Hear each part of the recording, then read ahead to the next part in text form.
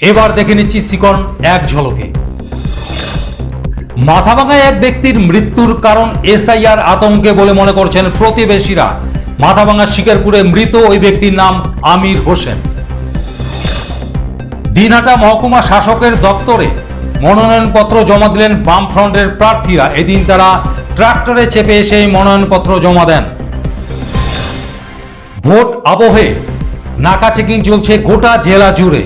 তুফানগঞ্জের ধলপল এলাকায় চলছে তল্লাশি। রবিবার প্রধানমন্ত্রীর সভা কোচবিহার রাসমেলা ময়দানে, আর এই সভাকে ঘিরে কড়া নিরাপত্তা ব্যবস্থা চলছে জেলা জুড়ে। কোচবিহার সদর মহকুমা শাসকের দপ্তরে মনোনয়নপত্র জমা দিলেন কংগ্রেস প্রার্থী খোকন মিয়া। এবার তিনি কোচবিহার দক্ষিণ বিধানসভা কেন্দ্র থেকে লড়ছেন। সারা ভারত ফরওয়ার্ড ব্লকের হয়েই মনোনয়নপত্র জমা দিলেন উত্তর বিধানসভা কেন্দ্রের প্রার্থী পঞ্চানন রায়।